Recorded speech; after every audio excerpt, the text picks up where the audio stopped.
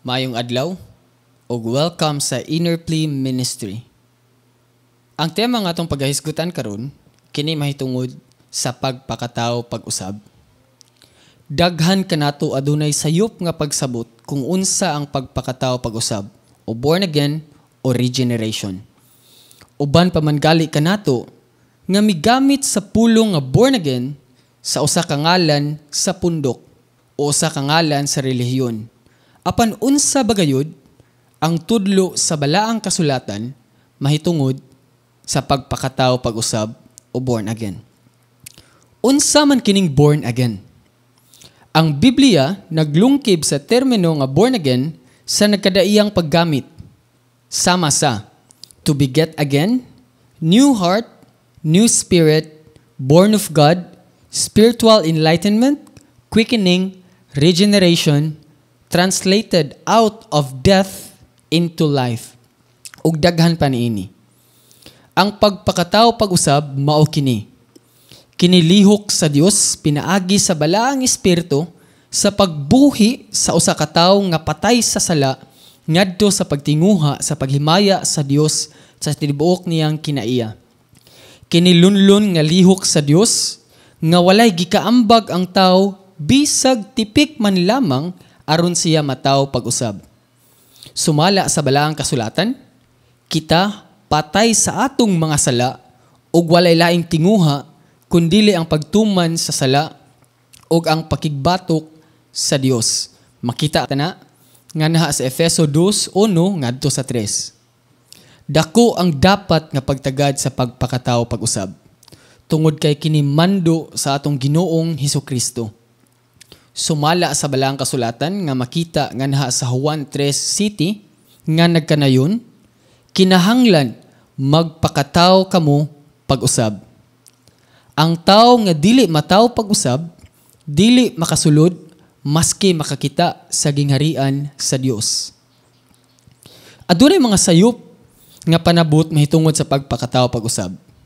Mao kini. Juan 1:13 nga nagkanayon, who were born not of blood, nor of the will of the flesh, nor of the will of man, but of God. Una nga sayop nga panabot mahitungod sa pagpakatao pag-usab.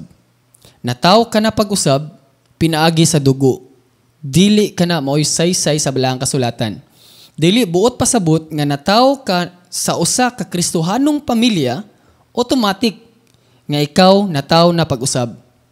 Dili buot pasabot nga gialirungan ikaw sa Kristohanong komunidad, kay nataw ka na pag-usab. Ikaduha, ang pagpakatao pag-usab, dili kabubuton sa unod. Sayop ang pag-unahuna nga ang tao mao'y tinud-anay nga makabag-o sa iyang kaugalingon. Nga sumala sa balaang kasulatan, dili kini kabubuton sa unod. Dili kini desisyon sa usa ka tawo nga ma-born again iyang kaugalingon ngadto sa paghimaya sa Dios. Bisan pa man sa tibuok nimong kusog, nga imong usbon ang imong tinguha ngadto sa paghimaya sa balaan nga Dios, dili kini nimo mabuhat. Siguro uban kaninyo nagtuo nga siya naghimaya sa Dios apan tungod sa iyang kaugalingong binuhatan o di ba ka sa iyang kaugalingong pagkamatarong aron siya makapasigarbo niini. So wahi kini nga ginatudlo sa balaang kasulatan.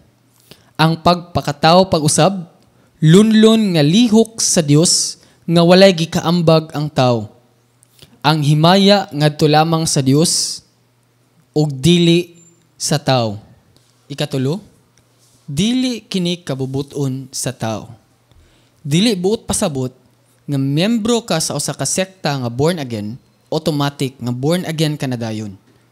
Sumala sa balaang kasulatan, dili kini kabubuton sa tao. Dili ang pagsimba, pag-apil sa kalihukan sa simbahan, o pag-attend sa mga Bible study, kay born again ka na dayon. Wala usab ako misaysay, ngang imong tinud-anay nga tinguha sa paghimaya sa Dios, pinaagi sa pagtuman kaniya, dili ka na dayon born again. Or wala ka na dayon na tao pag-usab. Kini mga basihan, apan dili kini garantiya nga ikaw na tao na pag-usab.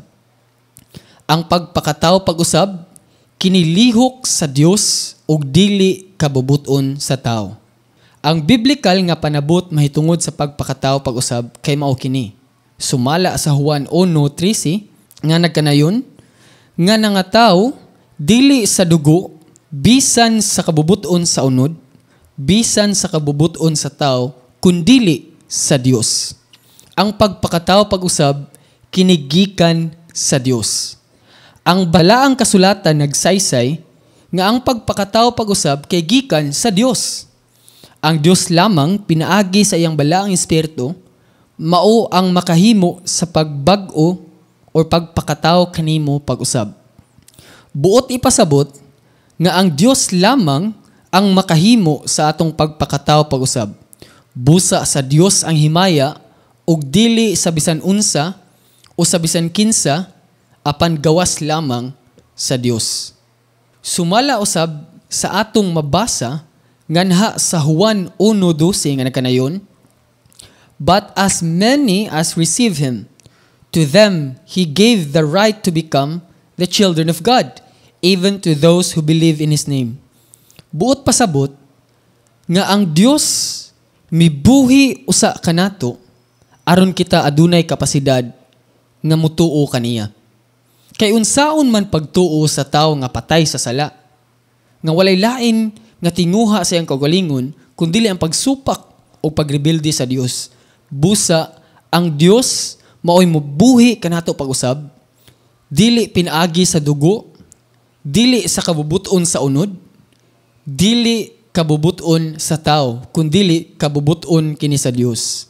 Being born again precedes faith, kung sa English pa. Busa, ang tanan nga himaya ngadto lamang ihatag sa Dios. Kay ang tao ato nang hingsayran nga walay gikaambag nga aron siya matawo pag-usab. Para sa akong panapos, minilyon ka mga tao ang muadto sa impierno nga sila nagatuo nga sila na tao na pag-usab.